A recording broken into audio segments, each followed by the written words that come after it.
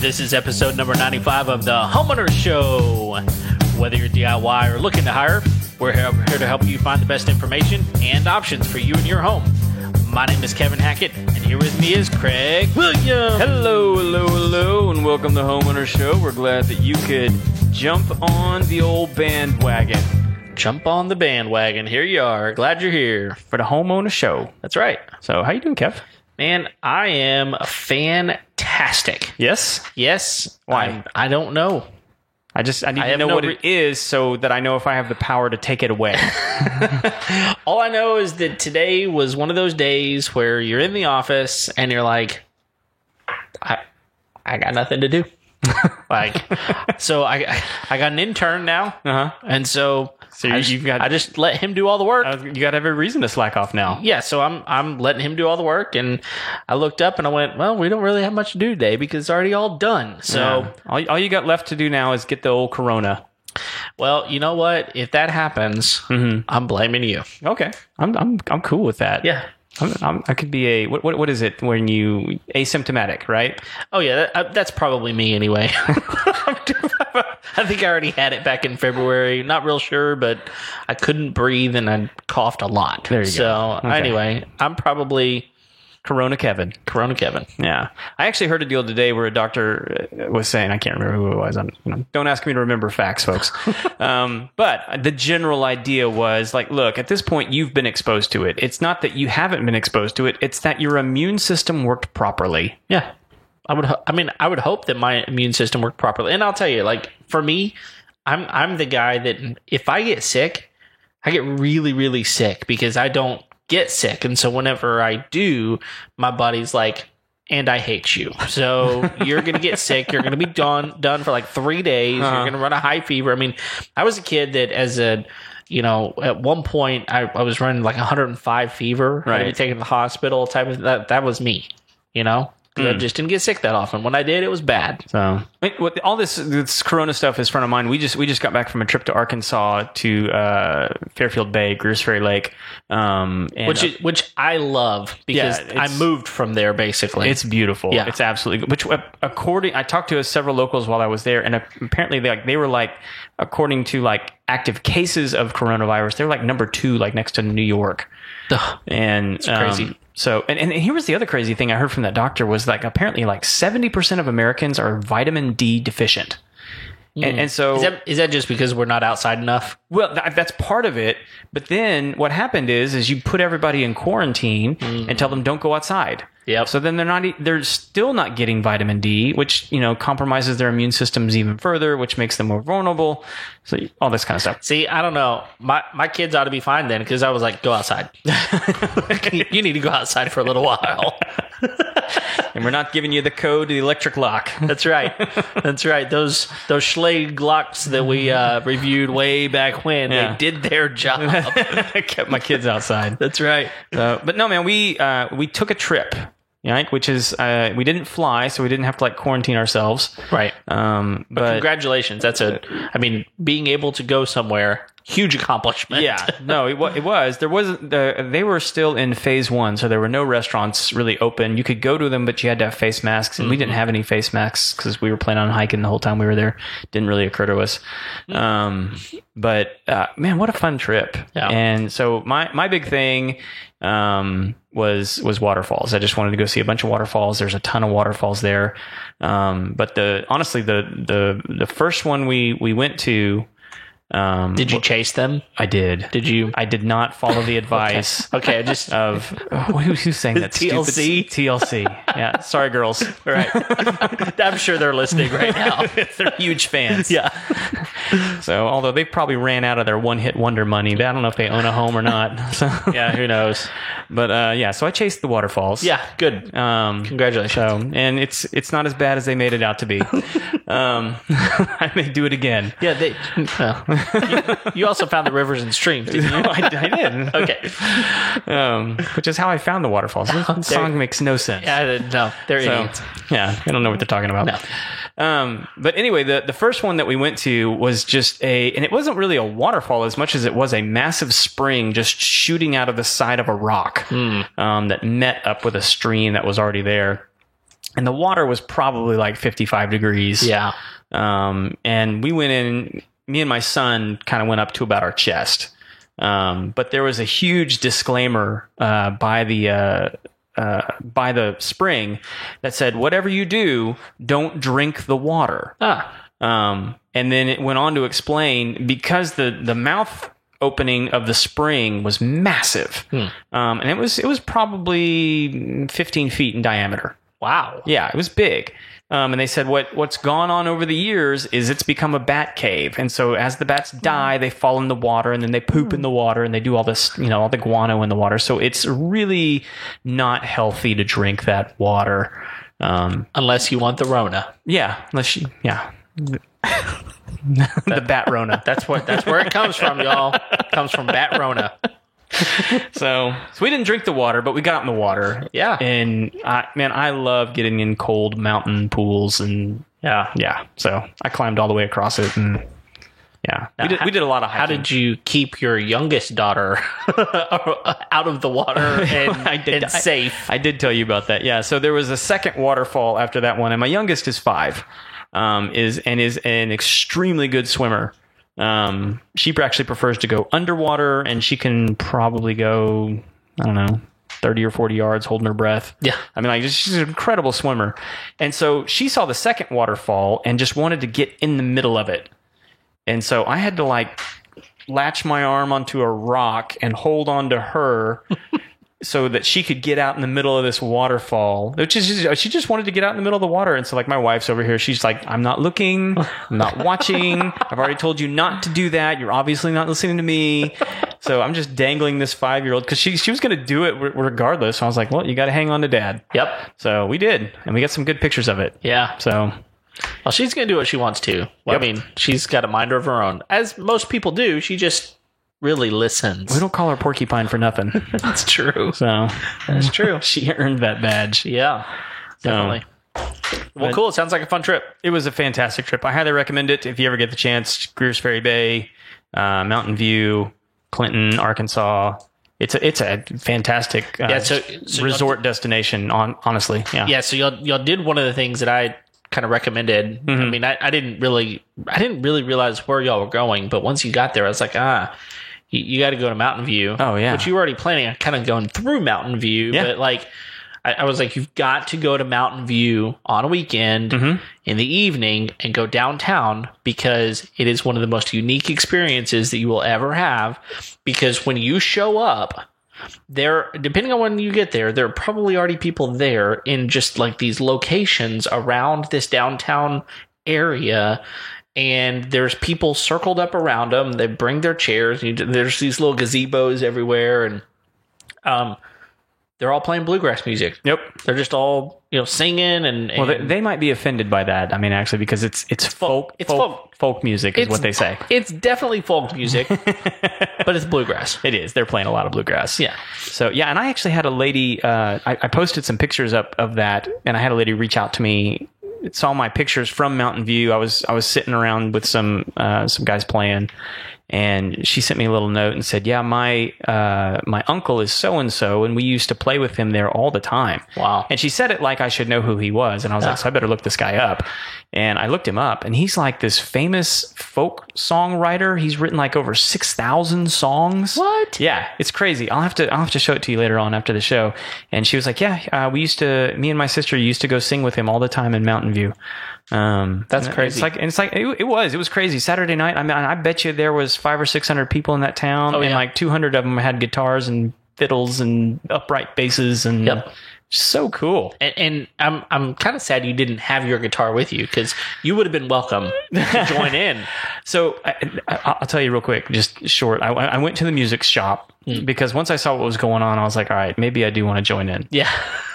And I'll buy something if I have to. so I walked in the store and I kind of walked around for a minute and I didn't see anything my size. And so I kind of walked to the front and I was like, so don't have many lefties come through here, do you? And she goes, no, we make left-handed people learn how to play right-handed, you know, the right way. And I was like, all right, peace out, lady who doesn't want my money. Wow. I'll take your guitar bigotry elsewhere. Yeah, you might as well bind your feet while you're at it, you know? Gosh. Wow. Oh, well, Mountain View, hey. Yeah. They're I may not their have own been place. welcome. I could have been like, you know, the devil guitar player. I don't know. Oh, they like that song, actually. The one that went down, all the way down to Georgia, they like that song. They like that song. Yeah. They've got the people that can play it. Oh, I know. So It's incredible. anyway, I just did that again. I made that loud noise. I'm going to stop. I'm going to take my ring off.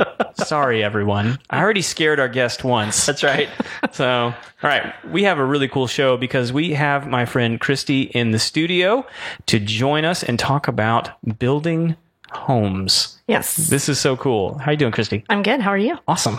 We are so glad that you could join us. We've been talking. We had scheduled this Yes. pre-Rona. We did. That's going to become Pre-Rona. Pre-Rona. Pre-Rona. We need to like hashtag that. We need to get that rolling out there. Hashtag pre-Rona. That's right. So we had this interview scheduled pre-Rona, and then everything blew up and stuff. So we had to reschedule. So Yeah. we're excited to finally get to be doing this because this is not a topic we've covered in the soon to be 100 episodes. Woohoo. So we've talked about pieces of the house. Right. But I told you when we were kind of doing a little bit of pre-show, I was going to go ahead and just address the elephant in the room, right? So you're a home builder, I am. but you're not a dude. I am not a dude. Not a dude. So- Don't even look like a dude. Not at all. Not even close. Well, so this is kind of like a unique thing. I mean, like there's not too. And have you ever met another woman? I have not. I'm actually on a Facebook group that is like Lady Pros is Okay. I think the Facebook group, but it's mostly HVAC plumbers, that just tradespeople. But I did post the question out there one time Yeah. and said, how many of y'all are actually general contractors? And I got a few responses back, but the responses were, it's me and my husband. Okay. So it is not me and my husband. The That doesn't husband does count. not. Yeah, no, it doesn't count. No, that's right. I mean, unless you think it counts, then of course it counts. Don't want to offend anyone out there. Now, let's just go ahead and pull that Band-Aid Yeah. off. Right. No, but Offense. That's right. right off the bat, huh? Yeah, no. So my husband doesn't work with me. He doesn't really know much about residential construction at all. But yeah, so it's just me. All right. So and how long you been doing this now? So I started my own business probably about 17 years ago. Okay. But I started in different facets. Prior to that, I had worked in construction industry for different people and doing different things. But I started doing murals and faux finishes. And then while I was doing that, I also had my daughter. She was a baby. So I was taking classes online through the Art Institute. And I got my degree in interior design. Okay. And the thought process was that I would be picking out draperies and furniture and that sort of thing. And then I started working for other contractors, and I would help their clients pick out plumbing fixtures and lighting fixtures, and just helping them kind of do the construction part of the design work. But I had so much knowledge in the construction industry that it just very easily moved over. So I Yeah. started doing the remodeling. And then last year is when we started doing the new construction as well. Okay. Yeah. So you have done several like ground to ceiling now houses, right? No, this is our first one that we're doing Okay. now. Yeah, we haven't broken ground on it yet. We signed a contract with the homeowner last June. Okay. So it's taken a while, yeah. but it's an amazing home that we're going to be doing. It's in in the Bel Air area. It's in Meyerland. Yeah. But it's a way to overcome the flooding problem that they have in Houston. So this is a Harvey flood. Okay. And the house was completely destroyed. Yeah. So it's demoed, and the house is actually going to be framed with a pre-engineered metal building. Okay. And then underneath is basically storage, parking, and an elevator. And the elevator takes her up to the homeowner to the first floor. It starts. Yeah. The first floor is actually 11.5 feet off the ground. Oh, wow. Yeah. Yeah. Well, I don't think we're going to have a problem with that flooding. No, it won't. She can stand on the balcony and watch the floodwaters go underneath her. And the only thing that would have any damage would be vehicles. Yeah. Yeah. Quick shout out to the closed-minded lady in Mountain View. The largest left-handed guitar shop in the world is in Bel Air. Oh, Take that. I hope you're listening. I don't need you. My daughter's a lefty. Is she? Yeah. Does she yeah. play? She plays the ukulele. Okay. Yeah. Yeah. Those are not easy to find either. Yeah. She has 6 ukuleles, but I think she plays right-handed. Oh, yeah? Well, Yeah. I'm left-handed as well. So bizarre fact, Craig and I are both left-handed, but I play right-handed. Okay. So she does mostly everything right-handed except writing. Yeah. And I even noticed, because she works with me in the office now, she's my newest employee, and she works with me in the office, and I noticed that she even uses her computer mouse right-handed. Yep. yeah. But I mean, it actually makes sense if you think about it, because she can take notes with her left hand, mouse with the right hand. Yeah. So Well, most of us lefties, we adapt. yes, Because the world is not made for us. They hate us. I know. My mom's a lefty. I've had to hear that my whole life, that the world is not made for left-handed people. All the doors are backwards, and Unless you're a first baseman or a healer. That's right. Or a pitcher. Pitchers. baseball. We're talking baseball. Well, baseball is first base, but then healer is rodeo. Oh, okay. Yeah, I know rodeo. So Yeah. the guy that gets the legs. Yeah, I know that. So Okay. those are pretty much always left-handed guys. Yeah. Or the Really? good ones are. Yeah. So Interesting fact. they're faster because they're on the right side. Okay.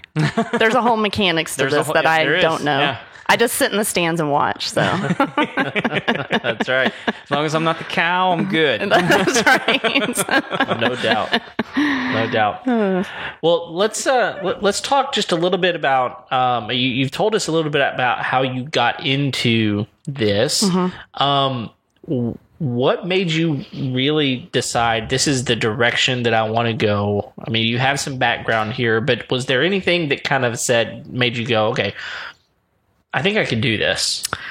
Well, I hate picking out furniture for people, for one. I can't make the connection with them that quickly. And I've always, just my past experience was in plumbing, high-end plumbing fixtures and tile.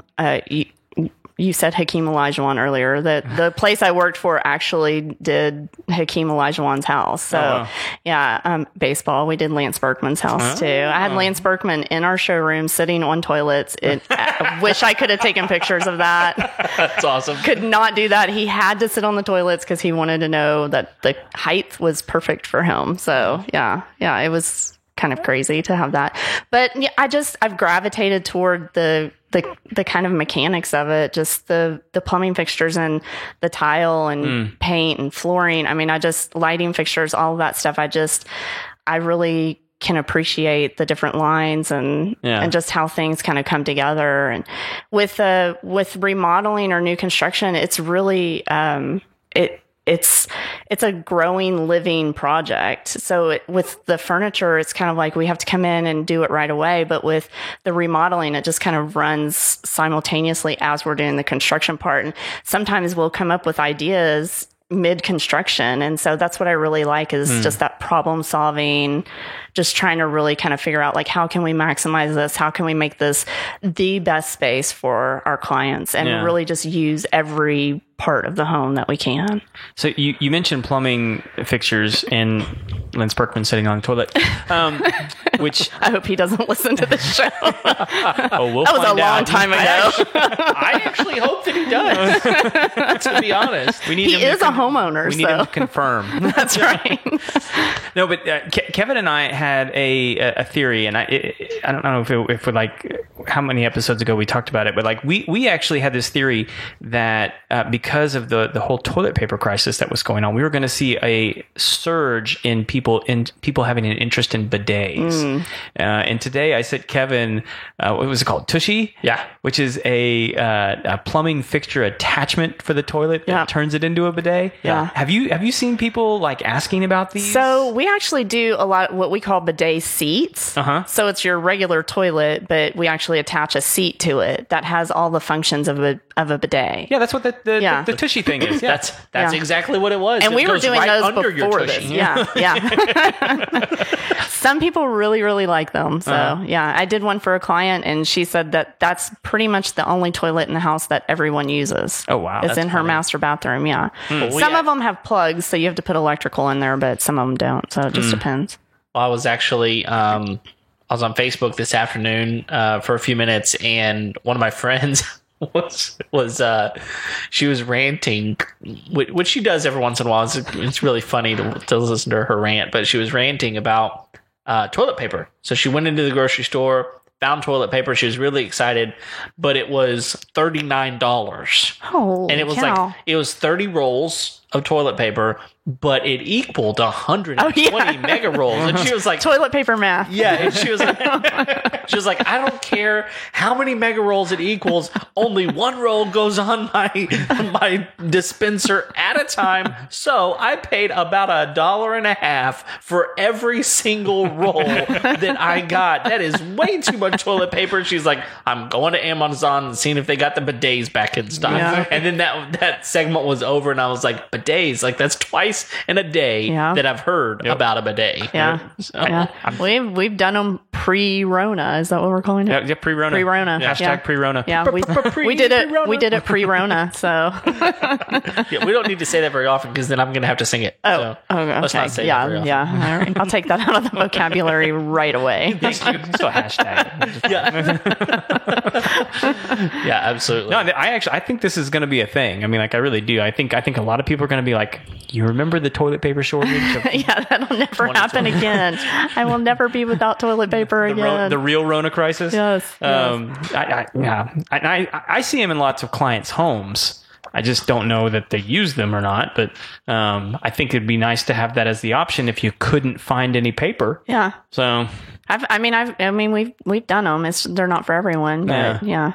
Is it a pretty big expense if you're redoing a bathroom, I guess, is that a pretty big expense to add on? Not really. I mean, if you get one that has a plug that has to plug into the wall, then we have to run electrical in there, but that's not a huge expense. There's some sheetrock repair that goes into that, you know, unless you just happen to have a plug in your where your toilet is. Right next to the toilet. Yeah, it's ultra safe, actually, I tell you. I mean, when you think about it, you get one of those that has a little plug for your phone, Yeah, you don't have to leave. Never leave. You could do this show. That's true. That brings up a whole nother conversation. I'm glad I'm doing this The now acoustics and are not amazing. later. Hey, whenever I start singing the pre-Rona song, it's so much better. Oh, goodness. See, you were nervous and didn't even know we were going to be talking about bidets, and you know exactly what you're talking about. This is crazy now. This is what I came on here to talk about. Toilets. Thanks, guys. As she's preparing for this show, she was like, all the things they're going to ask me, bidet never crossed your mind? Toilet talk was not what I thought we were going to do. That's what we could call the bidet, the Rona modes.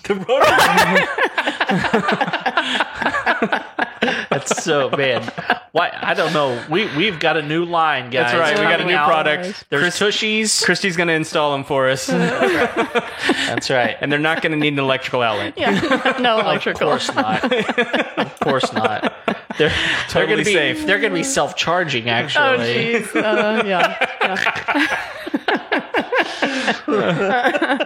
We are way off topic. We did not. We've gone off the rails into the ditch, up the other side of the ditch. We're gone. It's all right, but we ended up with Rona mode. That's true. So, it's all Coming to a Home Depot. it's in the near W you. column. That's right.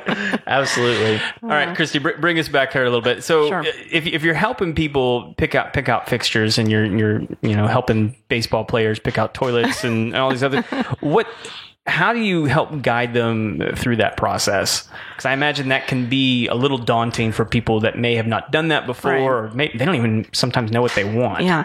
Well, and the problem is with some contractors, what they'll do is, if they don't have that design background, or if they don't have time to do that, because a lot of them are so busy that they can't actually take that time with the client, is they'll just tell the client, hey, you need 2 bathroom faucets. Well, when you Google search bathroom faucets, it's like 225,000 different searches. And it's like, what's going to go with the tile, which is got to go with the, what's the wall treatments, all that. It all has to kind of tie in together. But really, it's just about talking to the client, just seeing how they want to use the space. Do they entertain a lot? Is there going to be a lot of people there? Do they have kids? Do they have dogs? What is the feeling that they want people to have when they walk into their room? Do they, some people want everyone to be jealous of their house. Some people want a cozy comfort feeling. Some people want their guests to stay for 2 days and then hit the road. It's just depends on what they're actually wanting. And so it's really just about talking to them and, looking at their house, how they have it furnished, the different, colors that they use, and, asking them what's their favorite thing in a certain room, or, what's the color that they hate the most, because obviously if you hate orange, we don't want to put orange in your bathroom, but, it's really just a discovery of what the client likes. Have you put orange in a bathroom? I don't think I have. Okay. Well, she doesn't live in Austin. So if she lived in Austin, I'm sure she would. Double win. Yeah. Or double lose. It is supposedly my husband's favorite color, because when my daughter was really little, she hated the orange, like Skittles or, any of those candies. And so we would always say, oh, Daddy's favorite color is orange. And so we would. Nice. Yeah. Perfect. And then when she grew up and found out that wasn't true, she was a little mad, actually. These are good. She was like, wait a minute, orange is not Daddy's favorite color? I'm like, no, he actually hates that color. Between that and Santa Claus, that girl is ruined. I know. Therapy, hello. That's right. Okay, so you brought up something that to me, because I've actually considered my wife and I have considered, okay, one day we would love to build our house. Like, for us, we kind of love the idea of a metal building, a barn type of home, but there's part of that process to me that seems really daunting. Just seems like there's so much that goes into it, and I think one of the issues there is people are so specialized a lot of times that it's difficult to find someone who can help you navigate the whole process. Right. And I know some home builders can do that better than others. So I guess one of the things that I want to ask you, I mean, not everybody that listens to us lives in Houston. Right. So if I was out there looking for someone, how do I find out if they're going to be able to really guide me through that whole process, or if I'm going to be stuck, 100 days into this going, I wish I would have done something different. You know? Yeah. You really need to ask your contractor questions. You need to ask them what the process is. Most contractors are going to have a certain way that they work. And so you need to say, hey, do you have something that tells us where we go from here? What is our next step? What's the process? And, there are some great builders out there that have design centers, and they have people that work in the design centers. So if they say we have a design center and you'll be able to come and pick things out, then you kind of know, okay, these are kind of my options. The only issue with having a design center is you're kind of limited to whatever it is that they have. Yeah. If you're using someone like me, I'll keep going and looking for tile until we find the perfect tile, one that I think should go in the home, but also something that you love. So, and you just really have to ask your contractor, how much of this work am I going to have to do on my own, and how much are you going to help me with? Yeah, and I would assume that on some level, all of this really depends on you as a person too. How involved do you want to actually be? Because I would assume that there are some people out there that's like, listen, here's the type of thing I want, but I don't have time. I don't have the energy. I just want it to be wonderful. Yeah. And I'm sure that's frustrating on some level to you as the builder. But then there's that whole other spectrum, and you just kind of have to know about yourself. Like, I want to be super involved in this, and I'm real picky, or I'm not real picky. And because, like you said, those design center places, they're going to sell you their stuff. Right.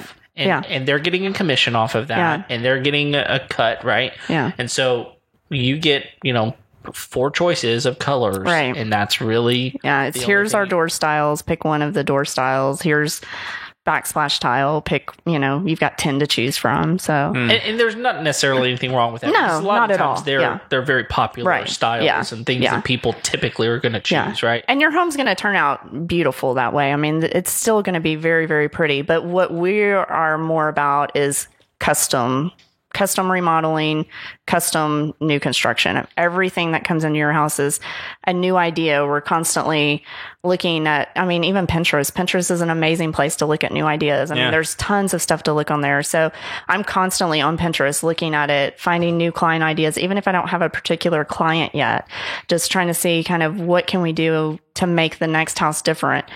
Because, we do kind of get in trends a little bit. A lot of people right now, everybody wants quartz countertops. And so, they're very pretty. And I love the quartz. It gives you that white look that, everybody's kind of going after. Talking about like the black and white look everybody's going for. Yeah, kind of the quartz countertops it's a man-made material, but it kind of mimics marble. Right. And it's durable. It doesn't stain. So, it's a great choice.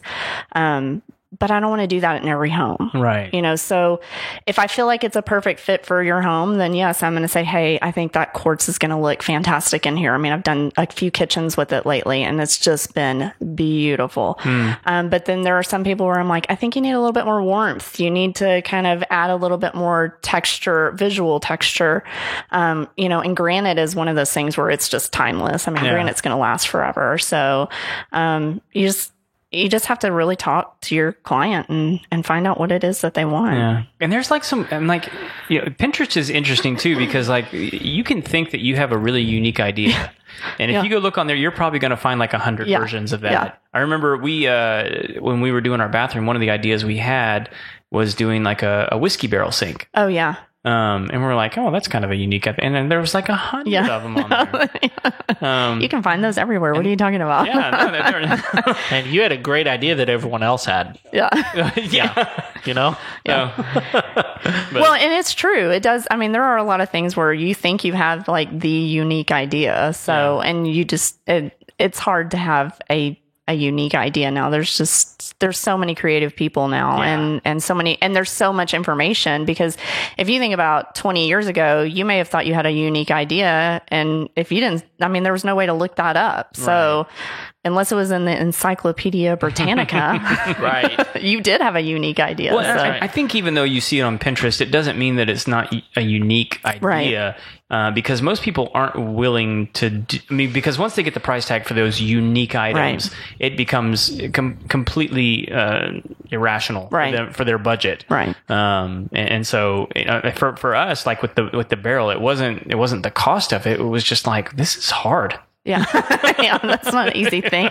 Right. Although now I think you can just buy those sinks with it. Yeah, you can. Yeah. You can. There's guys out like a there. whole kit. Yeah, they make them for you. But those are. I think when I looked at them, this was several months. It was $1,500 just for that whole thing. Yeah. So, which if I had to make it. Yeah, that's probably what I charge. And they're probably using an authentic whiskey barrel. Right. That's been, you can tell everybody, oh, this had whatever awesome whiskey in it. Mm-hmm. Yeah, but I don't drink whiskey, so I can't tell you what that awesome whiskey is. But one of the beauties about Pinterest though is that even if you do have a mostly unique thing, idea out there, you have the ability to refine that. Right. And it's someone's probably done that better than you would have imagined doing it. And so just getting ideas about how to do that really well. Yeah. It's really great to take someone's idea and maybe even improve on it a little bit. Well, and sorry. And even on the other sense of that, it's sometimes I'm troubleshooting something. I'm like, I don't know how we're going to finish this off. And so then I'll look at Pinterest and be like, oh, look, that was kind of interesting how they, used this piece of molding here. Or, it does give me ideas that maybe I'm not using it exactly how they did, but I can look at parts of the picture. Mm-hmm. And that's really what I tell my clients too. I'm like, send me your Pinterest boards, because everybody's making a Pinterest board. So send me your Pinterest boards, because I can can learn so much about them from the Pinterest boards and Pick up on themes. Because you'll start to see things are kind of the same and they're kind of working together. And it's like I could really pick from any of these and we would be fine. But, I do in that because when you look at Pinterest boards, sometimes you can see like where a trend is kind of coming. And that's something I try to stay away from. I don't want to spend $35,000 remodeling a master bathroom and then 5 years from now it's dated and they're wishing they would have done something different. Yeah. So it's kind of my job to say, look, this is kind of, you're kind of on like the front end of a trend, which is fine because then, you've got 10, 15 years. And, or if you're on the tail end of a trend, I might say, okay, we're kind of, people are kind of shying away from those colors or those types of fixtures. Well, and so you're kind of on the front lines of this stuff. What are some trends that you see kind of going by the wayside? Gray. Nobody wants gray anymore. Okay. Which is funny because for a while, that's the only thing people were doing was gray, right? Yeah. And so what happens is you don't know what's going to necessarily be a trend. It's just that somebody sees something gray and what makes it a trend is that then everybody wants to do gray. Right. So after you do 10 gray bathrooms, it's kind of like, well, everybody has gray. And then, you're no longer special if you go into all of your friends' bathrooms and they all have gray bathrooms. So now it's like, okay, well, what can I do that's a little different than that? So now people are going to taupe, which is not brown, but not gray. It's kind of in the middle. Like a muddled. Yeah, Okay. It's like a brownish gray. It's bray. It's bray. Yeah. Bray. Greige, as they say. That's good. Yeah, good. Yeah. So, but yeah, and I think oil rub bronze fixtures are kind of. I'm removing those a lot lately as well. What are they replacing them with? Usually either brushed nickel, or even chrome. It just depends on, chrome is kind of more glam, so it just depends on, what the space is. And if you're sharing it with your bringing husband. the brass back. Actually, we're doing some brushed gold, which that I think we're kind of on the front end of that. I don't know if it's actually going to be a trend. That's one of those things that you really have to love it. Yeah. It's absolutely gorgeous though. I'm doing 3 bathrooms right now with it and it's breathtakingly beautiful, but you have to be someone who's willing to take that risk. Yeah. And so, I'm not that person. Give me the brush nickel. Leap into it. I'd have to, you'd have to build it and then show it to me. Yeah. Because otherwise I wouldn't want it. Yeah. Well, gold's one of those tricky things. When I went to the Ukraine once, have you ever seen gold from different parts of the world? Yeah. So gold from Ukraine and that part of Russia is pink. And it's gorgeous. Yeah, like a rose gold almost. Yeah, and it's a totally different look. It's a totally different hue. But I could see people and all their jewelry and stuff is that color. Yeah. And so they're actually fascinated by ours when they're the yellow gold. Yeah. But that pink gold has a really interesting. Yeah. It's not bright though. Yeah. Yeah. And it's funny because my husband works for a company that's in India. Okay. So there's a ton of gold in India as well, but it's bright, shiny, it almost looks fake, So he brought home, some stuff for me and my daughter. And I was like, it doesn't even look real. This looks like costume jewelry almost, but it is, and it's crazy how those different parts of the world even have different styles. Yeah. Yeah. And from what I understand, it's just different minerals interacting with that compound or okay. I don't know. I believe you. Yeah. I have no idea. They tried to explain it to me. There's somebody out there that knows it was in Russian. Yeah. Yeah. Well, okay. So here's a question. So you do remodels and you do from ground up, right? So new builds and remodels. Which do you prefer to do? Okay, so new construction's I'm going to say it's a little bit easier. I mean, you're working off of architectural prints, so you kind of know where you're going.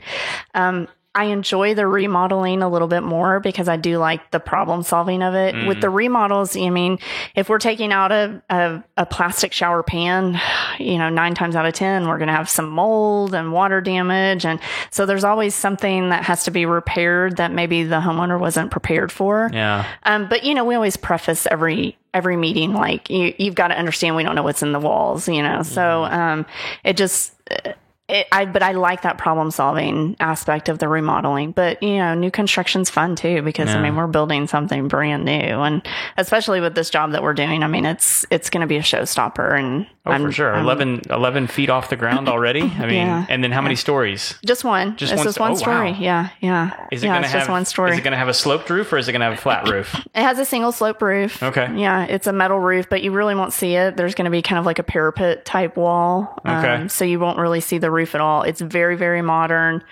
very square. We're using some really, really cool new materials.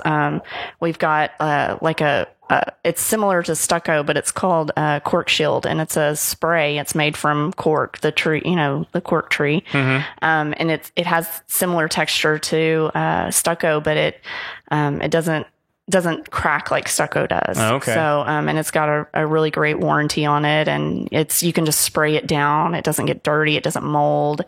And, here, especially in the Houston area, stucco cracking is a huge, huge issue. So, I know one of the other issues with stucco around here is the moisture. Yeah. Does it have the same issues as that? Yeah. So what happens is as the house shifts, the stucco doesn't have any give to it, and so it just kind of cracks.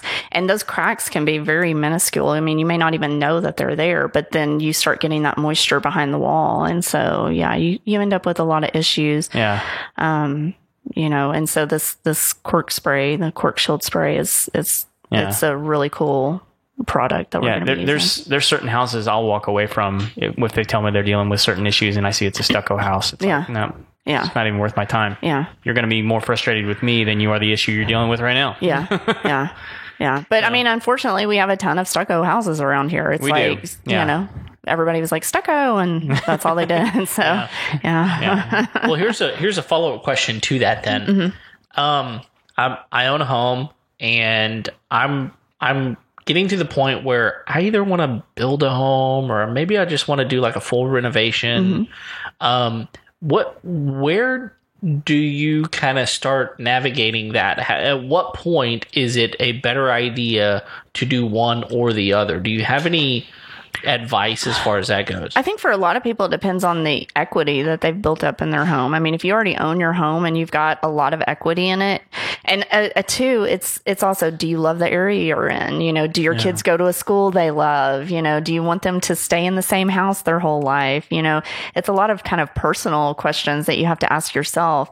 But then also some people want to build because they want to be on property, or they, want to have horses or, animals and stuff like that. And they can't do that, obviously, if they're in a neighborhood. So it's really those personal questions that you have to ask yourself.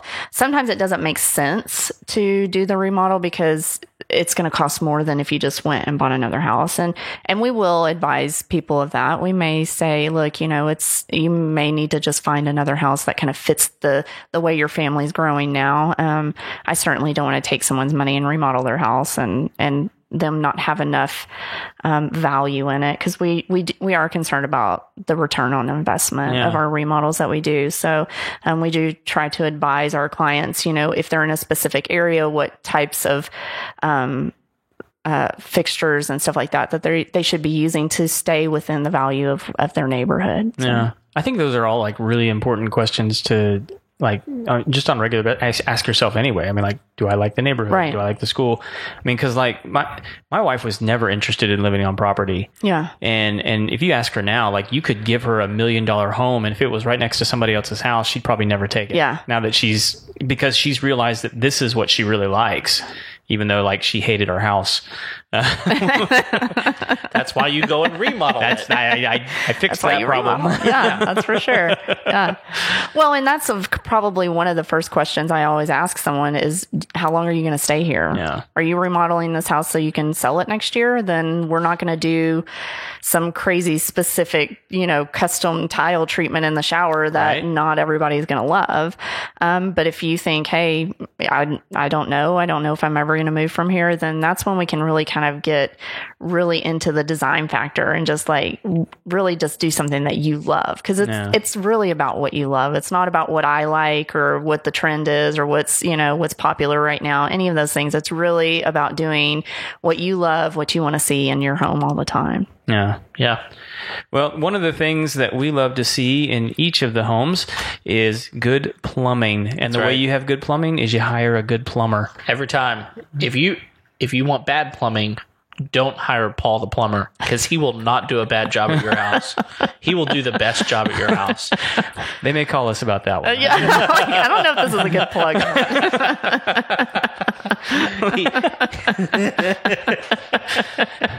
But regardless of what Kevin says, if you need to get a hold of them, you can find them on Facebook. You can also find them at paultheplumberllc.com. You can book them online. You can book them on Facebook and the ever popular virtual inspection. Man, I'm telling you, to me, that's a game changer. Yeah. Because right now, what's crazy right now is that we're living in this world where everybody is feeling, at least here where we live in Texas, people are ready to get out and do things again. Yes. Yeah. But we're seeing some spikes in numbers and all of these sorts of things as far as people get infected with coronavirus. So Yeah.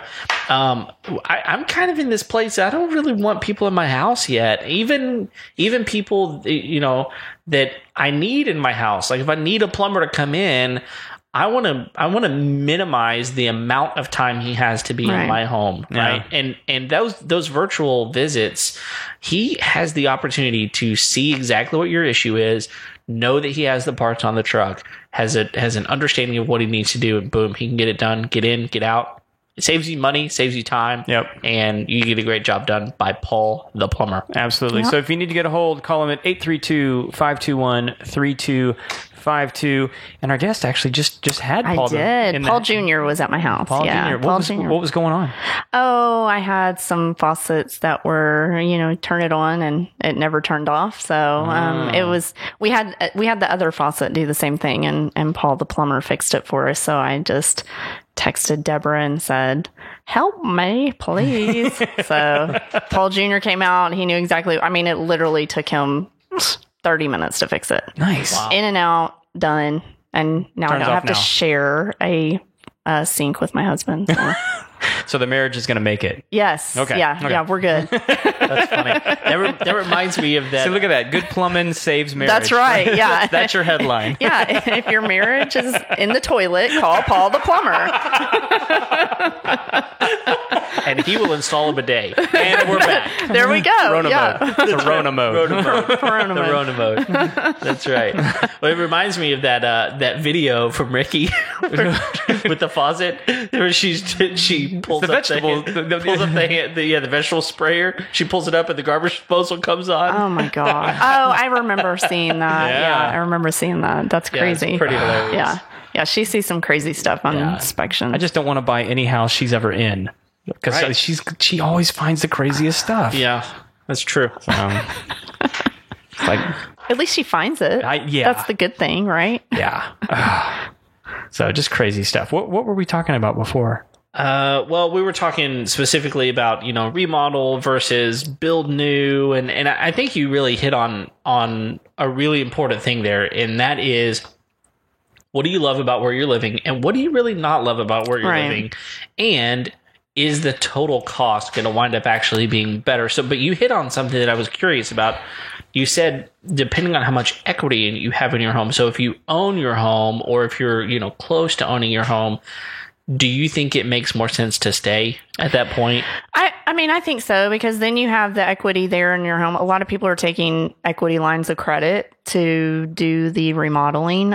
So we see a lot of that in our industry. And, I mean, if you're so close to owning your home already and, you want to do $100,000 remodel as opposed to selling and then going to, build a new house. I mean, of course you're going to get that equity when you sell, but at least you're still in the same place. You don't have to move. So, and sometimes the remodel is going to cost a lot less than what it would if you went to a new home. You may end up realizing that once you buy property or land, wherever the neighborhood is that you want, that you're going to really kind of like jack the price up a little bit. So, yeah.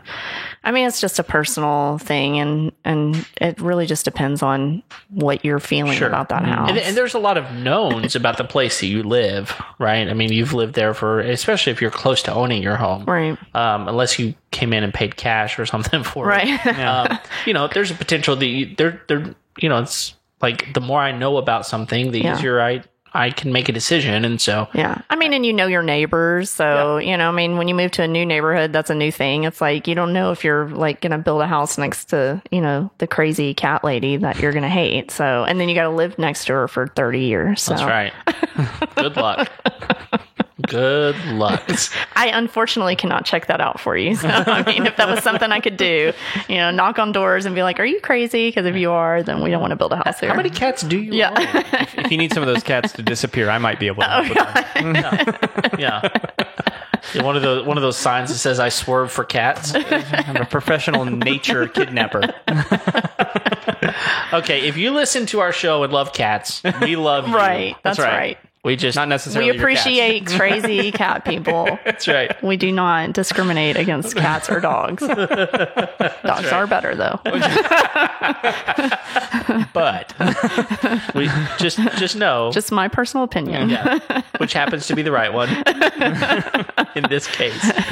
Well, so what room in the house makes you most excited to kind of get your hands on? Master bathrooms. I do a lot of master bathrooms. Yeah. So what is it that you see a lot of people wanting to change about? I mean, if you're doing a lot of them, obviously people are unhappy with the one that they have. So what are they wanting to change? What are they trying to make feel different, look different? So we kind of got into a thing, in the 80s and 90s where everyone wanted cultured marble. And you probably have seen it. It's like a plastic wall covering that's in your shower, and people really, really hate that. And so they're wanting to change that. And another thing we're seeing is, the kind of built-in tubs. A lot of people are wanting to do a freestanding tub.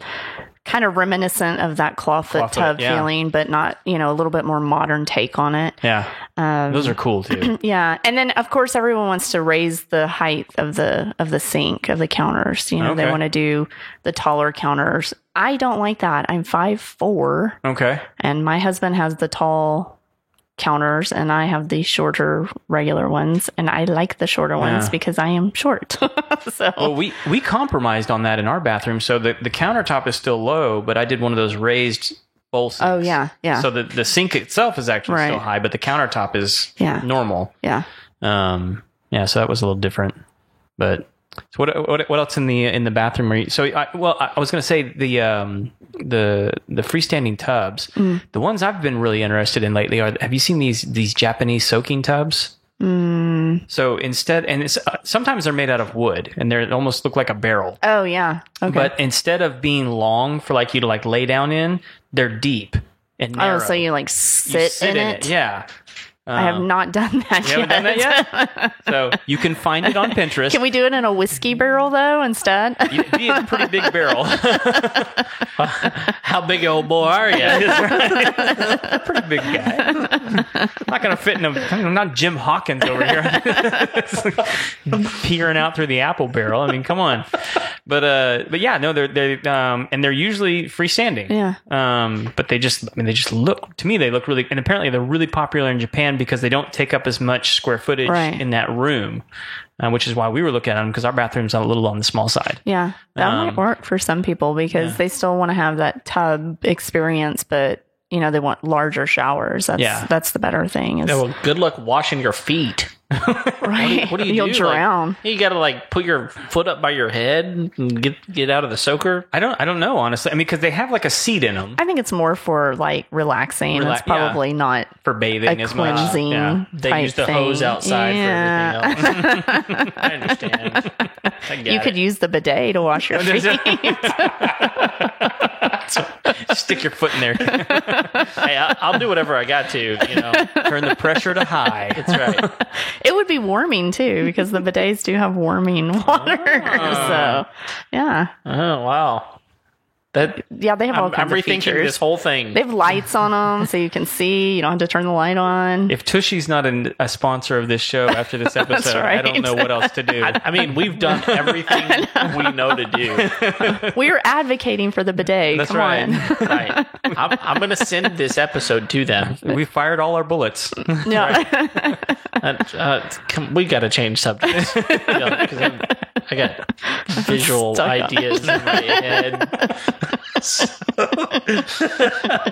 Well, and so you did mention like I think I think you're right. The freestanding tub with the combo walk-in shower. Right. Yeah. So what are you kind of seeing with people doing different with their showers? I mean, Oh gosh, showers are kind of one of those things where it's really a personal thing. So I've seen some crazy yeah, stuff. yeah. I mean, we've done multiple hand showers and rain shower heads and body sprays and When you say body sprays, is that like the multiple nozzles from like a bunch of different directions? yeah, and they're all kind of positioned, lower than your head. So yeah, I but see those and I think, what value does that have? well, it kind of Other has like a than just- massaging effect to it, kind of like a jacuzzi tub would, if you've got okay. that water kind of Okay. squirting out. And like they that. usually have like diverters on them where you can turn them on and off. Yeah. With Yeah. You can, decide how many, if you want all of them. It just depends on how you have your plumbing Yeah. done, which can get complicated. it can, and it gets expensive too. So, that's one thing we have to kind of think about when we're talking about budget is how intense do we need to make the shower? Yeah, but Paul the plumber. What is can your budget? Give you a great Yes, that's right. quote Yes. and price. Yes. and Definitely. yeah, all that. Yeah. So, I mean, we did a shower and it was a Harvey flood. And that shower was 8 feet by 8 feet. Whoa. Yeah. And it had the rain head, 2 shower heads, 2 hand showers. So, and I mean, 2 benches, 2 big, huge benches in there. So, That's I a mean, family size shower. it's a right huge there. shower. Yeah. It was a huge shower. like a mud It was room. awesome. Yeah. Yeah. That's a closet. I mean, that's bigger than a lot of other I rooms think in my the house. son's room is smaller than that. Really? He's got a pretty small room. Oh, It's small. he's not the favorite. Does he He's listen the to the show? No, he's Jeez. He's the smallest in our house. Okay. Obviously, we give people's rooms based on their size. Okay. Yeah, who doesn't do that? I'm so confused right now. I don't know. I have one daughter, so she gets, other than us getting the master bedroom, but she thinks she should have a master bedroom. Oh, so, of course.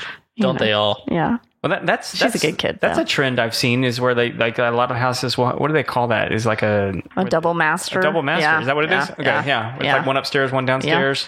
Yeah. So that kind of tends to be. I mean, it's like live-in law quarters or something Right. like that. Yeah. And people do have that because they are thinking, what about my parents? What's going to happen if you lose one parent and then you have, one that's still here?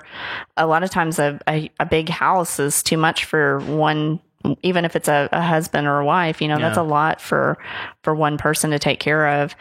So you can see a lot of like what we call a casita, which is like a mother-in-law house, where they have like their own small space, but they're still connected to the home, or like you're saying, a double master bedroom. Yeah. I was talking to someone today, and you actually know a relative of this person, Craig, but they built Decipher this. who this is. Yeah, no, you won't. You How won't be able to- mysterious. You won't be able to. Do they figure it wear out. glasses? 21 questions. We're going to figure out who this is right now. So their family built this house, and the upstairs has 2 bedrooms, a bath, and a living area, and an outside entrance.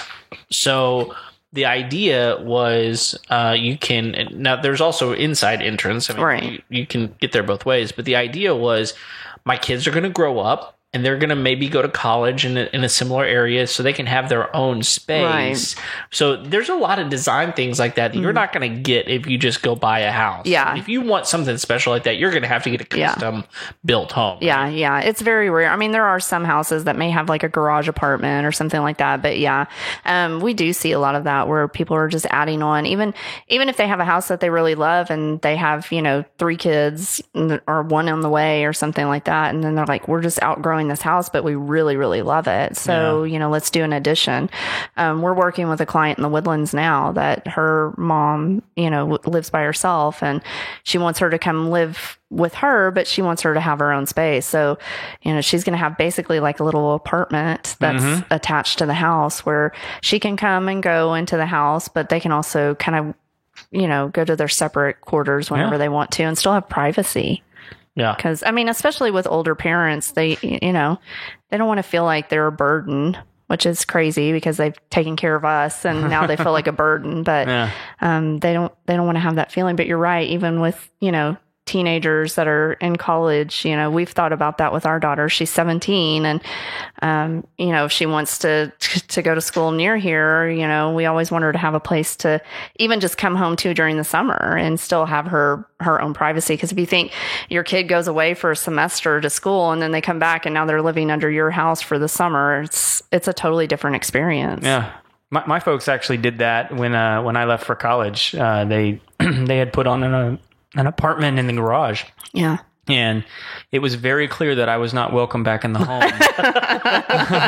They did that for themselves, not for you. You can come visit, but that's where you're staying. Yeah. Yeah, so we had the house that I lived in Arkansas. There was a really nice shed in the back. It was a metal building, and it was insulated and paneled on the inside. And so we went ahead and put an air conditioner on it, and so it was heated and cooled and everything. And my mother-in-law made a joke one day. She thought it was a joke. She said, that'd make a perfect mother-in-law quarters. To which I said, that sounds great. Like, anytime you come visit, you can sleep out there. She didn't think it was funny though. So anyway, I slept out there for the next week. That's right.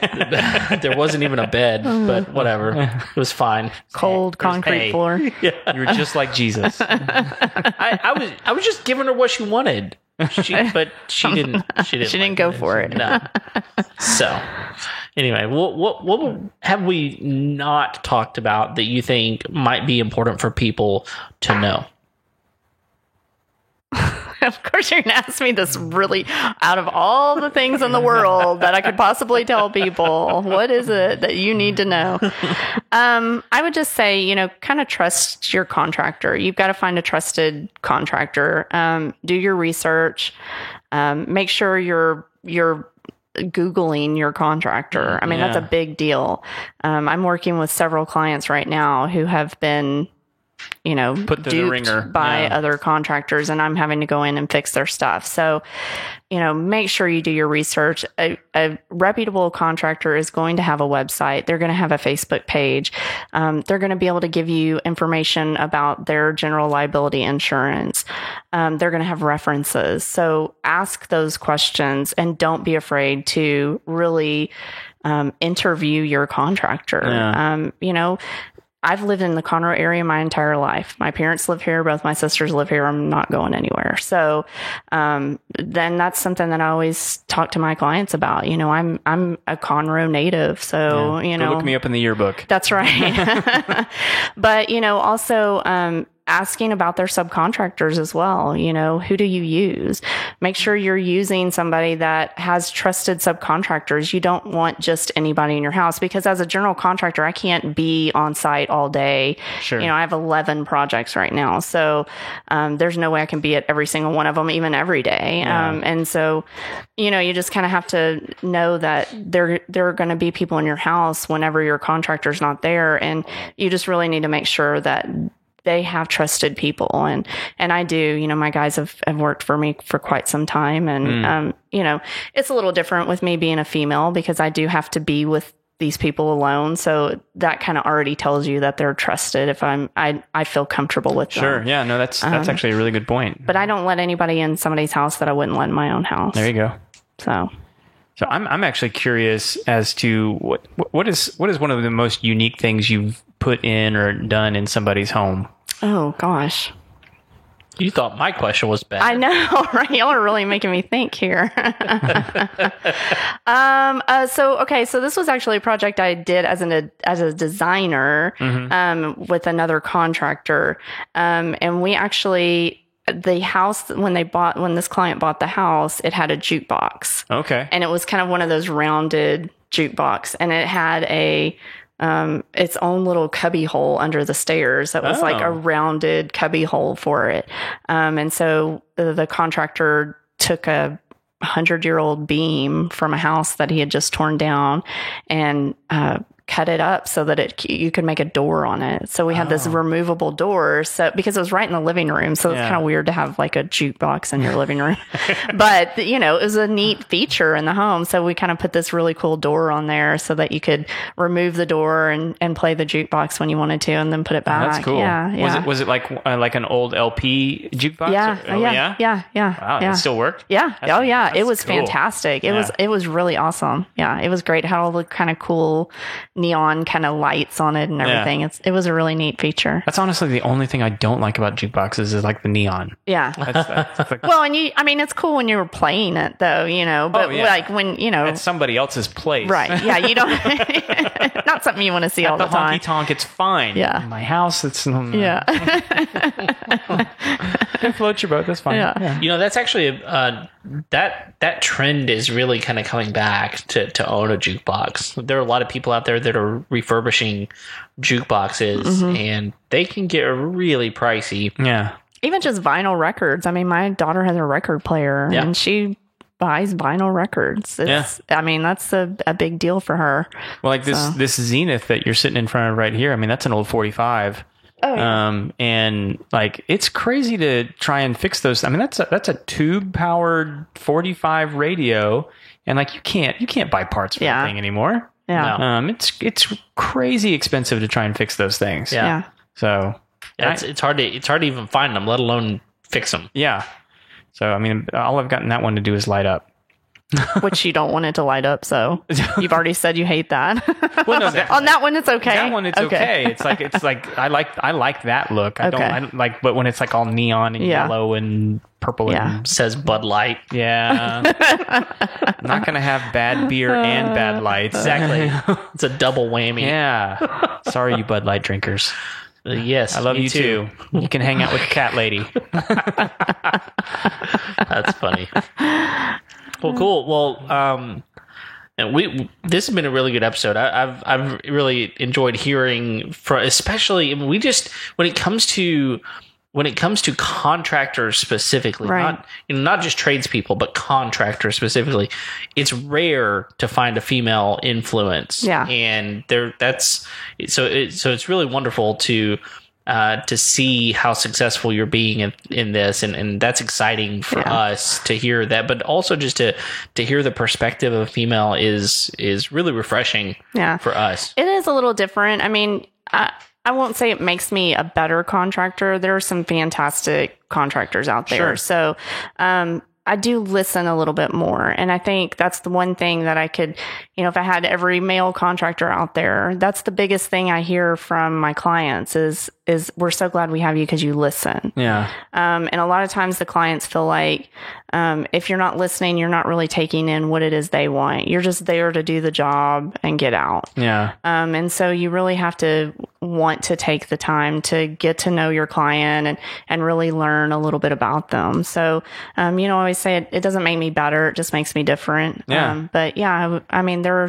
are certain things that, I just do because that's my personality. Yeah. I really enjoy my clients. Well, and I would imagine, and I'm guessing here, but I would imagine most of your clients that you end up dealing with are female. Yeah. I usually do end up dealing with the wife. Yeah. That's usually how it works. And because I've heard so many women tell me that they had such a hard time dealing with their contractor for the very reasons that you're talking about. Right. Like they couldn't connect. And I imagine you kind of have an advantage in that regard, that most remodels end up dealing with, the woman of the house. Right. Or, so. And it's hard sometimes when I walk in and they see this, 5'4" blonde, the husbands are like, well, we're going to see how much she knows, and so they start kind of asking me technical questions. And once which is hilarious because they have no idea what they're talking no, they have about. no clue, because I'm thinking, if you know all this, then why am I here? Exactly. Yeah. But once they hear me talk and they realize, okay, she does know what she's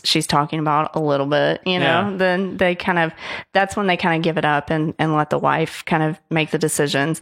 And really, I like to work with both. I like to work with the husband and the wife. Sometimes I say I'm a marriage counselor as well, because it's like the man's like, I want carpet in the bedroom, and the wife's like, no, I don't want carpet. So it's like we really have to kind of like, sometimes I'm like, just give him what he wants, and we'll get it back somewhere else. We'll make a good compromise so that you guys get both of what you want. Hardwood with a rug. Yeah, that's right. That's right. That's what I always say. I was like, put a rug down, and then the husband's like, I don't know about this. I'm like, trust me, it'll be fine. Yeah.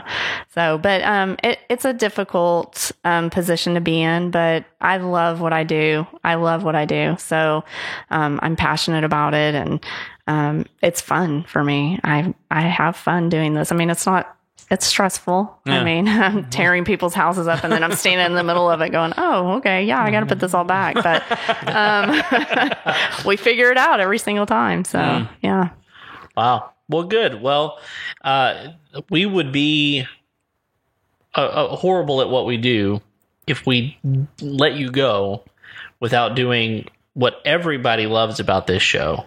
The thing that they just wait for. And that is the Final Four. The Final Four. That's right. So these are the Final Four questions that we ask all of our guests every time they come in, and you are not going to escape it. So By we mean Kevin. Yeah. Well, that's just because Craig doesn't know He doesn't remember the questions. He doesn't remember the questions. He does not. So we're going to start off easy. They get harder from here. Okay. But here you go. What is the must-have tool that you will not leave your house without?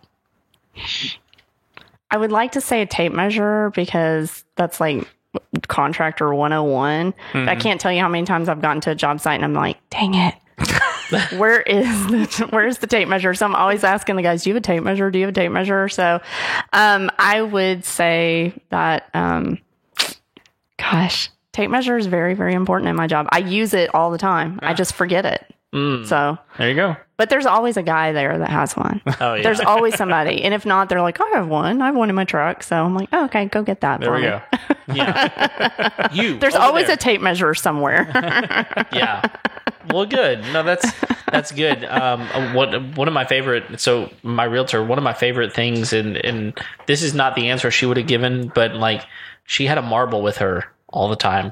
That's Brandy. That was like episode, Oh yeah, so you can see if the floors are. What episode was that? Oh, it was fairly early. I mean, we're probably the teens, whatever we had her on. But she had a marble with her, so she could put it down and see whether or not, whether or not the floor was Floors were level. It was brilliant. Yeah, honestly. No, that's a great idea. Yeah. Yeah. All right. For sure. All right. So here's a second question. Okay. All right. What's a job you've walked away from? So again, we've already told you the caveat. It could be a career, or it could be, maybe a project around your house. So what's a job you've walked away from? Okay. So, I mean, it's not necessarily a career, but I, in a past life, was a bartender. Really? Yes. Okay. So we should have made cocktails. I could have made like a really cool drink for this show. How's your old fashioned? Oh, pretty good. Yeah. Yeah. We can be friends. Yes. So, Okay. I was a bartender for, actually, that's how I met my husband. We both worked at Bennigan's. Okay. I was a Back server. when those existed. Yes. Wow. Yes. I loved Bennigan's. Yes, I know, right? They had the best baked potato soup. But anyways, so that's where I met my husband. I was a server and he was a bartender. And then I eventually moved up to bartending. And then for a short period of time, I was the manager of a bar. Oh. So yeah. So it's not that I walked away from it because it was a terrible job, but it's just, Sure. It's fun. I love bartending. I love talking to people and seeing how drunk they can get. Some people, it's a lot easier Yeah, than others. that's right. That's true. Well, so here we'll do this. We'll shout out my sister because Absolutely. she just opened a new bar restaurant Oh, cool. downtown called Sixes and Sevens. Awesome. Super cool place. It was like open what was it, like phase 1 or something, like Wow. 25%. That was As soon their as they opening. could. That was opening day. That was opening. Wow. And it was I mean, like, it was That's fantastic. awesome. So That's cool. yeah. Shout out. Look it out. Yeah, go check it out for sure. Cool. 6s and 7s downtown Houston. I still got to take you, Kev. Yeah, I've not been. I've just heard. I've seen pictures. It looks amazing. That So, anyway. Yeah. Well, we got a trip planned. You should do Yes. a show there.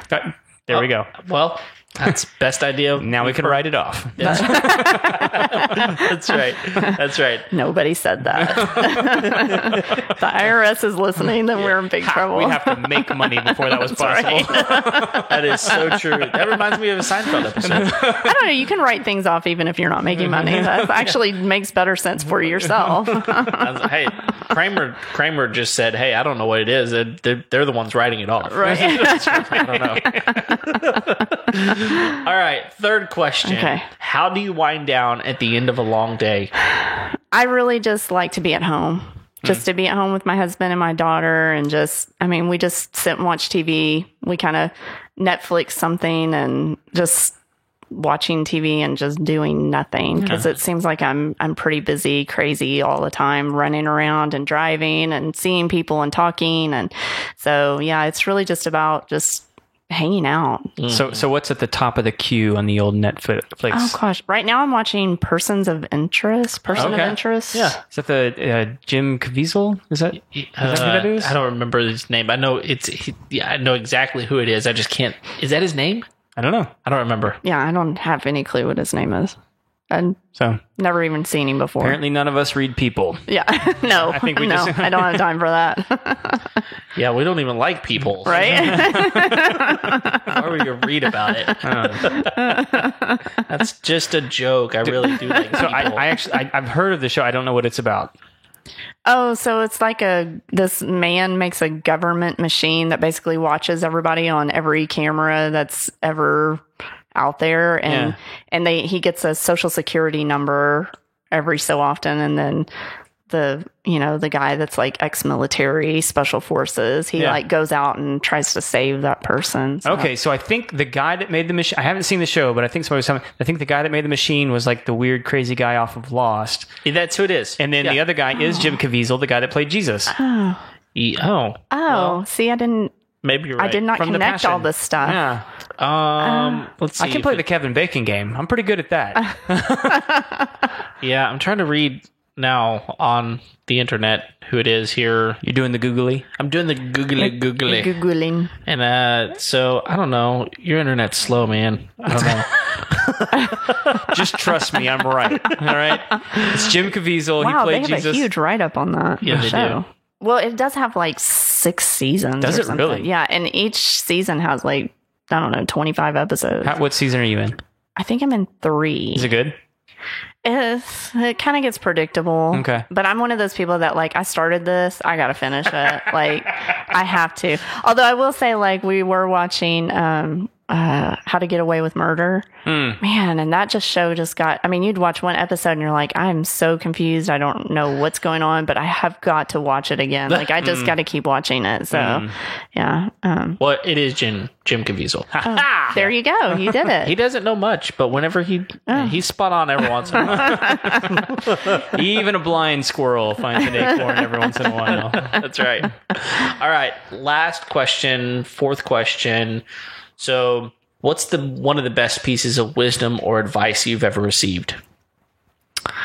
Oh, okay. So I had a former boss who said, if you make a mistake, that's okay. Mm-hmm. You learn from it. If you don't learn from it, then it's not a mistake anymore.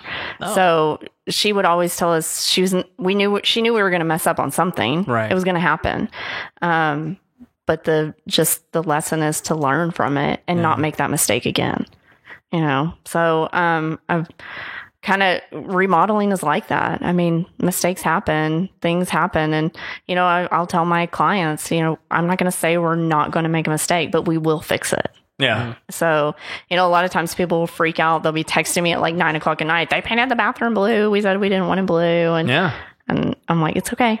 Just, it was a mistake. Absolutely. But we'll paint it purple if that's what you want. That's almost how I always evaluate people in general. It's not whether or not you make a mistake. Right. I know you're going to make a mistake. Right. It's how you respond to the mistake. Yeah. Well, and in our industry, it kind of takes some of the pressure off, especially if you're new. I was a new person to that job, and I was just like on pins and needles all the time. Like I was scared, that I was going to screw something up. And so when she said that, it was like, I still tried to make sure I didn't make a mistake, but I at least knew she wasn't going to fire me right off the bat when it happened. Now, of course, if you did make that same mistake again, then that wasn't kosher. You needed to, you got to learn from it. So, yeah, absolutely. And so that's what I do. Even with my projects, if something doesn't go right, I'm like, okay, what did we learn from this? How can we do better?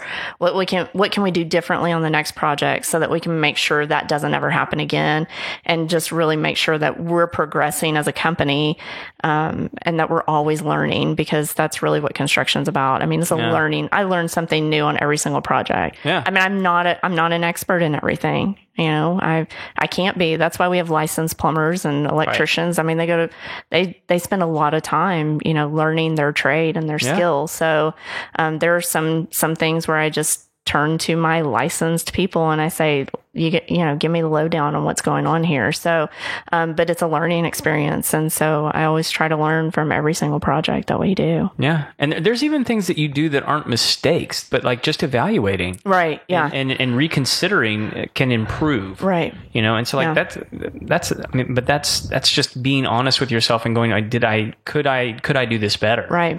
Yeah. Yeah. Being a real introspective person is a quality that you don't necessarily have until you really foster that, right? Being introspective, Yeah. Well, and sometimes I call them happy mistakes. I mean, sometimes we make a mistake and I'm like, oh, this is going to turn out way better than we thought it was going to. Yeah. Because this opened up an avenue for something that we didn't think about. I was just at a client's house today, and we had an issue with, the way that the house was built. Obviously, I can't do anything about that because I didn't build it, but with the way that the valve for the shower was in the wall, and we just had this, we knew we were going to have this space where the trim was not going to go right up against the tile, and we had like sunk it back as far as we could, but we came up with like a really great idea of how we could, add some more tile and some decorative trim and stuff to really finish it out. And that happened probably 4 weeks ago when we did that. And today I was in there and I was just kind of evaluating where we were for punch out. And I looked over at it and I thought, oh my gosh, that just turned out so great.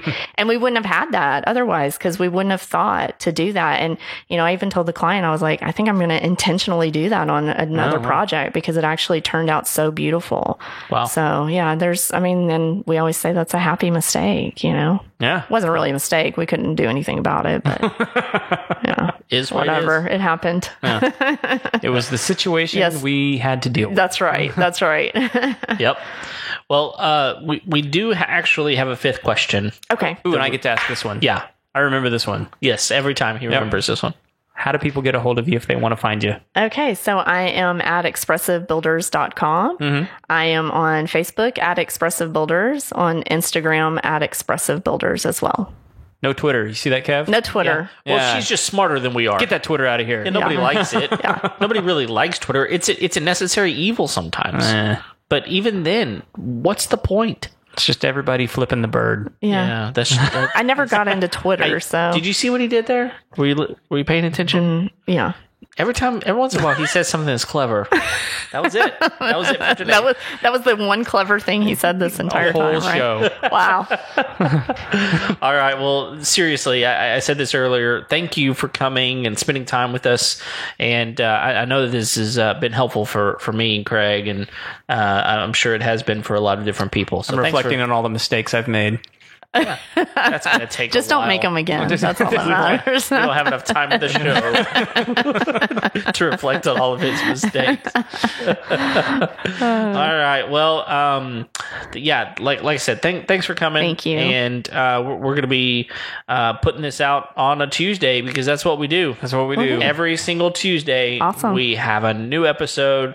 And, we just really want to tell our listeners, thank you guys for sticking with us, for, downloading this episode and other episodes. Now, I tell you what, we have really upped our video game recently, Craig. Yes. And so if you are not checking us out on YouTube, that's your own fault. You need to go check us out on YouTube, see how ugly we actually are, Yeah. see how long this beard can actually get, this mustache, before we actually, my wife cuts it off in my sleep or something. I'm really afraid you're going to tie somebody to some railroad tracks. Well, He's the I've thought about prospector. So, go check us out on YouTube and subscribe there. Click Yes. the notification bell because we've got some little clips that we put out every once in a while that you'll probably want to check out. If you have a lower attention span, we've been putting the clips out. Yeah. So anyway, check us out. Which, like if I you said, haven't seen the what was the name of that one? Weirdest thing you've ever cleaned. yes, That's hilarious. it is absolutely hilarious. So go check it out on YouTube. So just type in the Homeowner Show, it will pop up. And so check us out. Thanks for subscribing. If you have not already, go ahead and do that. But until next time, we will see you later. See ya.